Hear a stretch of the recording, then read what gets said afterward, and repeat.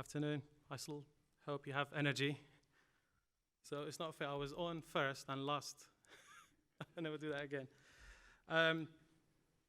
So I'm Rawand, and for the past 10 years, I've been busy working for Centrica, designing and delivering solutions for our 12,000 field workforce engineers. And I'm also doing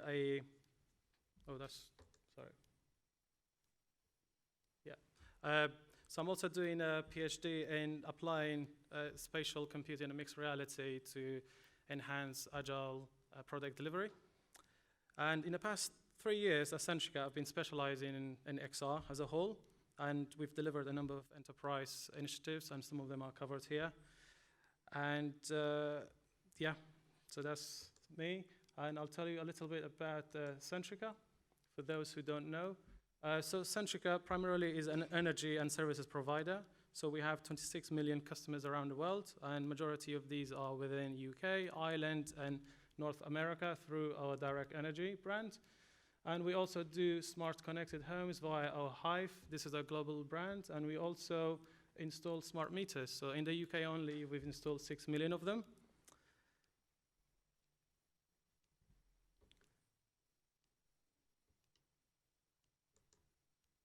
So the agenda of this talk, I just wanted to kind of wrap it up here, is I'll tell you about the XR revolution. That's a new word, I should have that patent.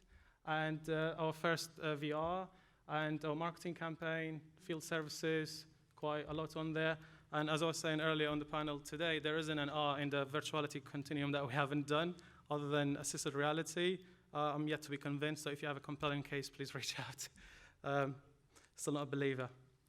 So I'll start with our first use case, which is where the whole revolution all started. And this is where we created a virtual reality storytelling experience. And the first initial thought was to kind of showcase the company's strategy, because Centrica is going through a fundamental digital transformation. And we need to be more of a technological as well as an energy and services provider. So what we called the experience was the home and workplace of the future. And then what actually happened was, other than just showcasing it for that one-off experience, we ended up using this VR itself as a marketing tool to evangelize, educate, and ultimately find practical, real-world business problems to be solved with XR.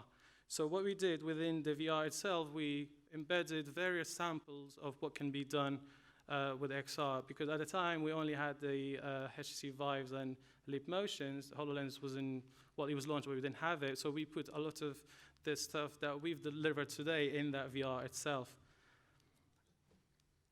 And we ended up going on a roadshow, and within Centrica itself, we had around 2,000 people seeing this virtual reality.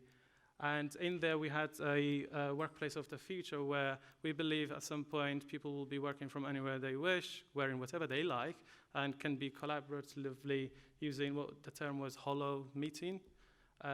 So this is the days where we didn't even have Alexa. So this is probably 2.5 years old, but still quite valid. And we also, at the back of these, created many ideation sessions with the business leaders. And due to the popularity and the exciting aspects of the VR, even took us to board level. So we had the exposure. Essentially, they are your future sponsors, and it's great to be there as early as possible. And luckily for us in this industry, the kind of demos we create are very demonstrable, whereas my colleagues working on blockchain, I mean, there isn't much to show unless you create an amazing UI. So it's a lot easier to get to that level. And we were saying on the boards earlier, I think the Boeing guys coined the term, the holo smile, when someone puts a HoloLens on. So you're already in there. So I'll show you a short clip of what we did within the virtual reality. And this is where we think in the future, using AI coupled with augmented reality, you can turn your customers, in our case, our services and energy customers, into digital and virtual engineers. Because we've studied that around 20% of the physical visits could be actually dealt with by the customer themselves.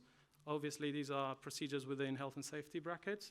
So this was just an idea to show to our business leaders what could be done. And we ended up doing this in augmented reality later, but I think it just an immersive way. So this whole experience, I covered quite a lot, but we made sure that it was no more than 5 minutes long. And within that 5 minutes, that person is yours. So you have their total attention and engagement. So we even used it for advertisement. So if we had any internal communication that was very important to be seen, because we made it in a configurable way, we would just stick either a YouTube link or a file, a video file, and then you can see it in there, screens will appear everywhere, etc. So we embedded quite a lot. Things like guided workflows, as you see, spatial anchors, proximity detection, holo meetings, dynamic data visualization, immersive communication, and I mentioned advertising. So it was a catch-all, and I think it's still valid. Because it's configurable, we could tailor it to the different end users. So if we were going to be demoing to a marketing team, we would tailor it around the marketing scenario, etc. So that became quite powerful, and from that, we had lots of ideas, and we challenged ourselves, but actually, can we create these in real world? So the first POC was using Vuforia to guide someone how to repressurize a boiler. And then it just took off from there, basically.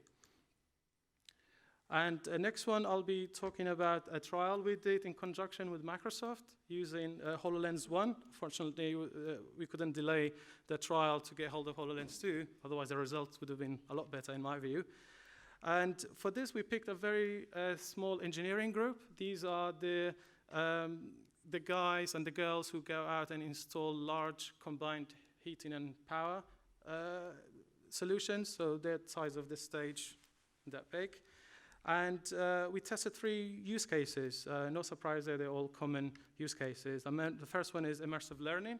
I mean, the example is because of the size of these units, and they're all based in warehouses. So rather than taking the class of learners to the warehouse, or bring all those impractical units to you, we can now holographically bring those units to the classroom, and with a shared experience of everyone wearing something like HoloLens, I think that will, we believe it will create a really engaging, interactive learning experience. And with the abilities of X-ray view, being able to dismantle parts, and even models that are no longer in the warehouse, but they're somewhere. So you could do quite a lot with it. And we also looked at guided workflow for self-serve, hands-free, spatial, step-by-step procedures. That's a mouthful. And the feedback was fantastic, although it was only HoloLens 1. And I think it was at the time when HoloLens 2 was just launched. And we then compared the new features of HoloLens 2 and we realized probably 95% of the negative feedback were already resolved in HoloLens 2. So one of the main one was having obstructive view due to the lens. So now they have the flip of visor, for example. And also we had to disable the voice input and audio output because they were working in a very noisy environment. Haven't seen it yet, but in HoloLens 2 you have noise cancellation. So those things that we couldn't do are all resolved. So I believe if we had used HoloLens 2, the results would have been better. And we also tested the remote assist capability, and some very interesting findings came out that, typically you would think this is probably going to be only used by newly qualified engineers, but we realized it wasn't just that. Even experienced ones time to time needs, we wouldn't call it assistant, this is more of collaboration. So the other person on the other side needs to see what you see in real time. And an example is ordering a new part, because although we are looking at computer vision to identify what the part is, for now you can have an expert in parts in the back office to tell you actually the part you need is X, Y, and Z. These are all efficiencies around how we can bring down our cost to serve to our customers, and convenience as well. And as you can see from the results, no surprise there, and on the panel today we talked about this, and it's very much similar to what Boeing had achieved, 20% reduction in job duration. But for us, it's not just about bringing the duration down, it's around the safety aspects. And this is absolutely huge for us, 66% reduction in errors, and these are mostly safety related. And we realize, again, this is not just applicable to newly qualified engineers. We've noticed sometimes senior ones are overconfident. They might skip stages or do them in different orders. So we've noticed that this at least wearing the headset make sure that you adhere to the strict protocols of following those risk and safety procedures. And I would say the key takeaways are that we did those and the results are fantastic, but we learned a much needed use case, which is using the new eye tracking capabilities. And I touched on it early on as well, and based it on a study that was done by Toby with their Rolls-Royce use case, where you could record a senior engineer's procedure and record that and get that tacit knowledge out of their head and turn it into explicit knowledge. It's not only for aging community and people who may retire and leave us, is in fact to kind of continuously revise our training material, because there are times that the people who actually do the job, then have the knowledge, they're not the ones who create the content. So that's a fantastic use case, and we are looking at using this at some point. So I didn't say this earlier. I've got so much to say. I'll go through them at a very high level, but I'm happy to talk to you later to give you lower levels and any tips and advice. So our next one is a marketing one and an exciting use case. So this is where we even reached out to our marketing team, and for this we created an instance prize game for our British Gas's reward program. So you will agree with me that going to a utilities website is not going to be very exciting unless you have a problem, or you have to submit a meter reading or something like that. But our rewards team have done a fantastic job. We've got 2-point-something million members already in the couple of years that has been running. And the main idea is to drive engagement. And for this, we wanted to take it further by capitalizing on cool technology like a webAR. And primarily, we wanted to focus on existing members, and especially the lapsed ones. Someone who's signed up, but they haven't come back to the site for a while. They needed something new to bring them back. And we know we are a selfie nation now, so we had to put a selfie feature there. So for this, we used the Eighth Wall platform. I believe we were the second largest campaign in the world after the Spider-Man. And if you look at it, the way we integrated it to the back-end CRM system and being a price engine and all of that behind it, we're probably first in the world. And why we chose webAR? I mean, some of these are no-brainers, but I'll just go through them. It will reduce barrier to entry. If we created an app just for the sake of someone playing a game winning a prize, that wouldn't have worked. It would have been a terrible user experience. And when we looked at the existing journey of the rewards customers, it was all web-based. So we didn't want to break the journey and the user experience, so we, no pun intended, augmented the existing flow by inserting this immersion and gamification in there. And I think most importantly, it was speed to market. We were aiming for the Easter run-up time, and we didn't have that much time. Doing something on the web was much easier, and the Eighth Wall platform was fantastic for that. And from the results, I mean, it was a bit unexpected. We had 130% increase in visits. That was the highest ever recorded by the rewards microsite. And in addition to that, it created this halo effect that we weren't expecting. During that period, all the smart products on the website, the sales doubled. Again, that was unheard of. And I'll quickly show you a short clip. So this is all directly on your Safari or Android browsers. So that's my own garden. So Wilbur is a 3D character. Essentially is a TV advert character for British Gas. It's kind of known already in the country. So the initial idea was that we pause the TV advert and we get Wilbur to come out of the 2D world into your world. But because the demand was that this needs to be a logged-in journey, so you bring customers back to the portal, we couldn't have done that. And QR code scanning, it just wouldn't have worked. But that was the idea. Not as scary as Ringu when it comes out of TV, but this was going to be an exciting one.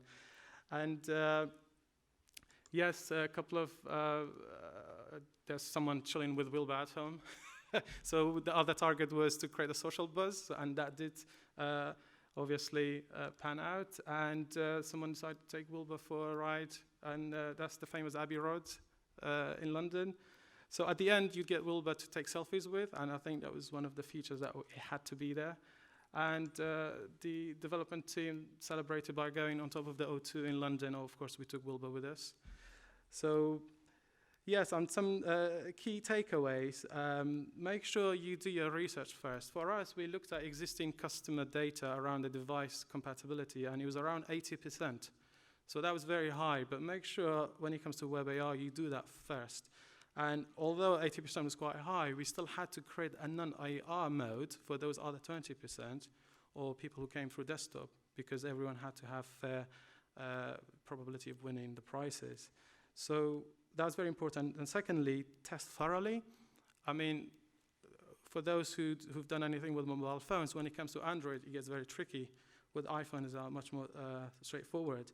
So we found that there were new devices that were 2 years old that should have supported AR, but for some reason they lacked the gyro sensor, some Motorola models, for example, so that didn't work, and they would default to non-AR.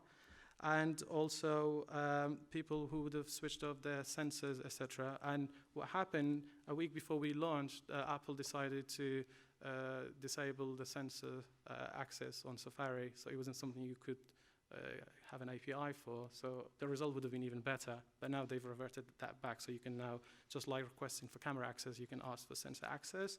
And one more thing we learned, that make sure you test it on embedded browsers, so if you get the link from LinkedIn, for example, or Facebook, it doesn't open the default browser, it will open it within their own browser, and then that browser doesn't have access to the gyro sensors, only Safari does, for example. So make sure you do thorough testing. That was the main takeaway.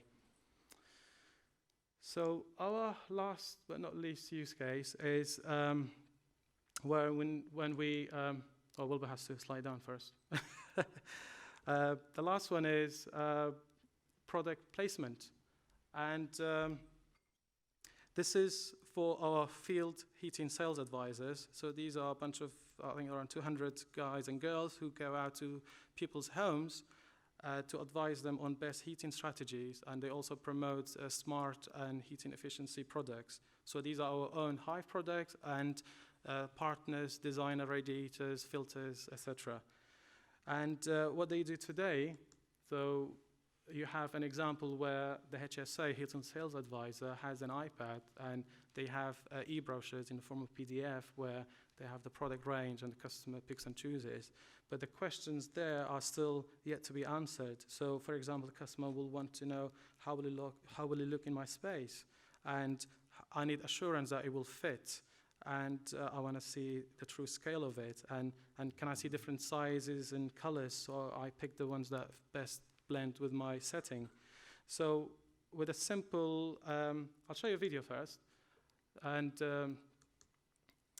so you've seen the fake or AR examples probably. Which one is the AR, do you think?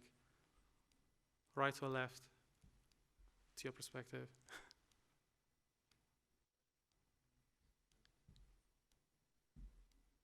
One left there, agree?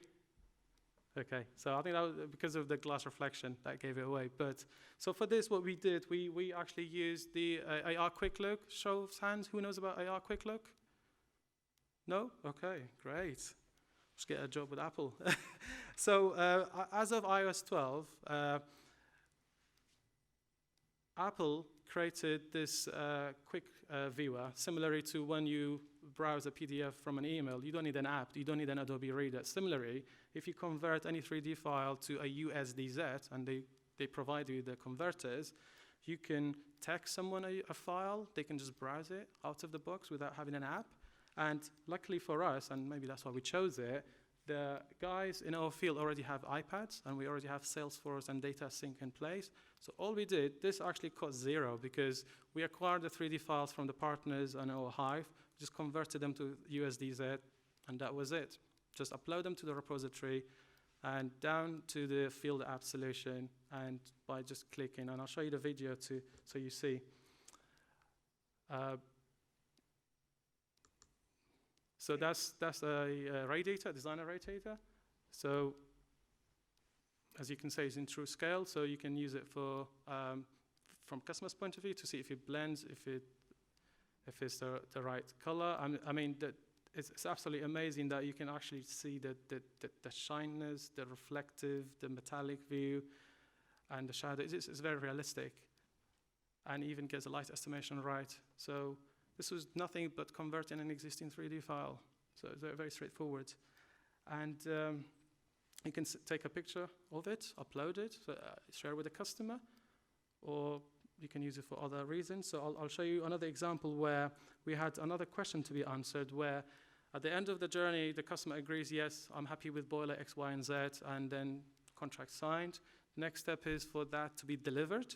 So for this, all we did was a very simple solution to create a typical empty 3D box where the engineer with the customer in the home, or rather the sales advisor, you can, with the true scale, you can actually move the box through the corridor to see if it fits. That's route access checks, and place it in a safe spot where it doesn't block, it's not too close to railways, kids can't trample on it, etc. And it's very simple. You take a picture of it, upload it. The other guys who deliver it, they know where to put it. It's like a contract with the customer. It doesn't, damage the expensive tiles, carpets, etc. So a very, simple solution for potentially a big problem. And that was the AR Quick Look. And I encourage you to go to the AR Quick Look developer. There are a couple of examples on there. You can even have it embedded to a website. It doesn't need to be on the phone itself. And I forgot to say that the main reason for this is the HSAs can't carry this full range of products with them due to their size. It can't fit in the vans, and they're quite valuable. So this is just a great way of delivering good customer service. And I think that was the end. And just to let you know the other use cases we're looking at using webAR for a B2C remote support / assist quote sales, and also various training use cases.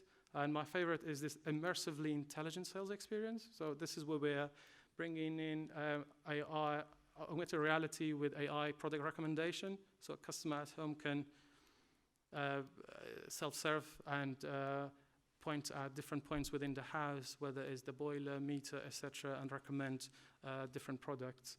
And webAR product placement, as I said, anything I showed you, we can put them on a simple HTML page, and internal comms with XR, as I described it in the VR, but we are now looking at creating like hotspots, and because we already receive tons of comms via Slack, Teams, many newsletters, etc. There are times that important messages are lost, so we want to create something that we captivate you for 5 minutes, and that message is passed on to you. So that's all I had to say. Thank you very much.